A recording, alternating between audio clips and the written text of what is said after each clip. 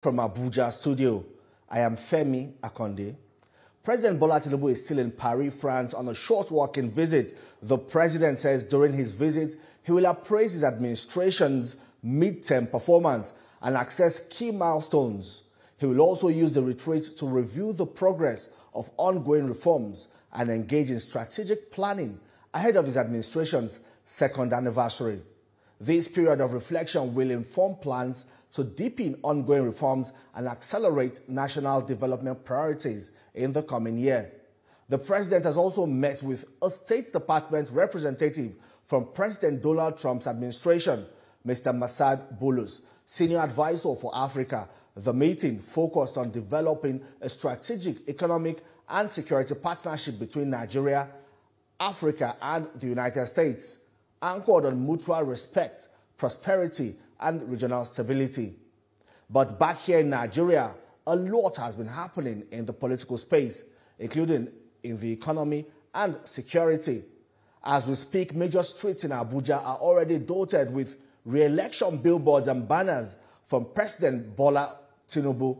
Most of these campaigns are sponsored by supporters of the president. But now news just in from the presidency says the presidency, according to a statement signed by the president's senior advisor on information and strategy, Bayo Ononuga. It says the presidency has observed with dismay the increasing number of billboards in some cities promoting the 2027 campaign for President Bola Tinubu and Vice President Kashim Shettima. The statement says worth noting is that some of these billboards with pictures of the president and his wife, Senator Oluremi Tinubu, emblazoned on them are springing up in Abuja and Kano in particular. President Tinubu and Vice President Shettima said they greatly appreciate their teaming and loyal supporters across the country for their enthusiasm and continuing support. But the two leaders do not support any campaign that breaches the laws of the land. The electoral law that guides the conduct of elections and political campaigns forbids any form of campaign for the 2027 general election. Premature campaigning can undermine the integrity of the electoral process and create unfair advantages. Well, that's according to a statement signed by Bayo Ononuga. There's also an ongoing mutation among politicians as different groups hold talks about possible coalitions with the singular goal of unseating President Bola Tinubu in 2027, although the president is yet to comment on whether he will seek a re-election or not. But the Tinubu presidency is currently excited about the recent Fitch ratings that has upgraded Nigeria's long-term foreign currency issuer default rating to B from B- with a stable outlook. The presidency believes this is an endorsement of the policy reforms, including exchange rate liberalization, monetary policy tightening, and steps to end deficit monetization and remove fuel subsidies. But what does all of this mean for Nigerians, and how will it impact governance as the Tinubu administration approaches its mid-term mark? To help put the issues into proper context and get a sense of some issues in the polity, I am joined by Reno Omokri, a political analyst, columnist, and author. Hello, sir. It's good to have you join us on Politics on Sunday. Thank you for having me, Femi. God bless you.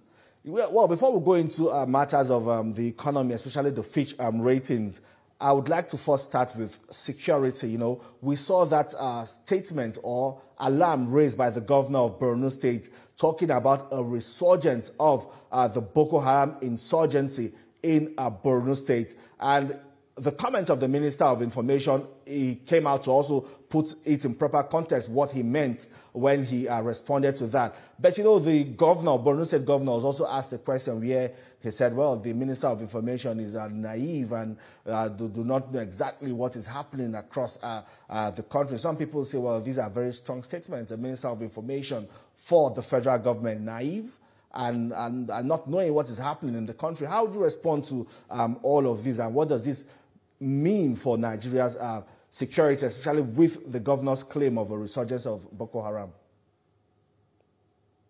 Well, you know, the governor was responding to fake news in that instance. I think I watched the video. It was on News Central. It was actually responding to fake news because Vanguard Punch and the Nation actually carried the proper context of what the minister said. The minister never said that the governor was ignorant. An online blog, they made a headline, and that's just generally the nature of these blogs. To drive traffic, they're going to sex up their headlines. And the governor was responding to that, and the minister never said anything like that. I actually, earlier today, sent a transcript of what the minister said to a senator from Borno State, so he could actually pass it on to the governor. What the minister said is that the governor, Professor Zulum, is a respected leader. That's a direct quote. So he praised him, he empathized with him, then he now went into the nitty-gritty of what was happening in Borno State. So he talked about Operation Hadinkai. He also talked about the terror leaders, the leaders of Boko Haram and the Islamic State in the West African province that had been killed, including Danfulani Fari, including Amir Mudu, including several others like Munzir Azika and others that were killed. Then he talked about what was planned for the future. He talked about Operation Kalachen Wuta. So this is going on with Operation Hadinkai. And one of the things that the governor has to understand is that if he says these things in public, it it emboldens the terrorists, because it looks as if, okay, well, the federal government and the state government are at loggerheads. And don't forget that that's what these terrorists want. So there are probably better ways that the governor could have communicated with the minister. First and foremost, the minister did not say that. And then even after the minister had spoken, the minister also issued a clarification statement, because we all saw that news headline from the blog, and a lot of people were alarmed by that. The minister actually issued a statement. So there was absolutely no reason to say that the Minister of Information is suffering from naivete. I mean, if you look at the history of Nigeria, we've only had two ministers that are at this level, Alex Akinyele and this current minister, people who are PR professionals. So we have something in Nigeria called the NIPR, National Institute of Public Relations. So these are two professionals that are there. And if you look at the statement that the minister made, I mean, it was quite detailed. What people have to understand there is that Nigeria has a border in that region with Cameroon to the east and then with Niger to the north. And so no matter how clean we do ourselves, no matter how much we attack terror, no matter how much we put systems in place, we cannot go into our neighboring countries and then just begin to attack terror there. So what we have to do, while we are working on our situation at home, if you have people coming in from Niger, because you have to understand, Niger ended their partnership with France and with the United States, and so there's been like a resurgence of terror activities in Niger. If people come into Nigeria from Niger, there's very little you can do except you can fight them in Nigeria, but you can't enter into Niger and fight them. If people come in from Cameroon, you can fight them in Nigeria, but you cannot enter into Cameroon. So unless our neighboring countries are coming into the war on terror with the same commitment as Nigeria, we're going to be having these opportunistic crimes that are happening in Niger. And if you look at what's happening right now, if I ask you a question, name the leaders of Boko Haram today. You cannot name the leaders of Boko Haram today or ISWAP because they have been decimated. What you now have are a ragtag group of people who are using IEDs, improvised explosive devices. So they just put them on the road.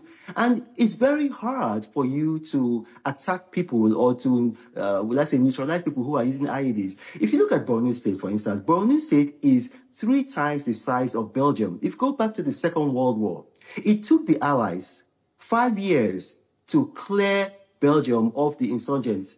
Now, if you now look at Borno State, no government in this world will be able to put soldiers everywhere simultaneously in Borno State.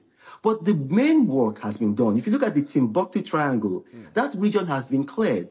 But as long as Nigeria shares borders with Cameroon, with Niger Republic, you're going to have people coming in, no matter how much we clean ourselves up. Mr. Awokri, we have also seen serious security concerns in Plateau State, now beyond Borno State now, and I'm sure you will agree with me that maybe the back and forth between the governor and the minister is a huge distraction from the merits of the matter, which is tackling insecurity in the country. The situation in Plateau State has also called for, serious concern. This has been happening for decades, and it appears as if the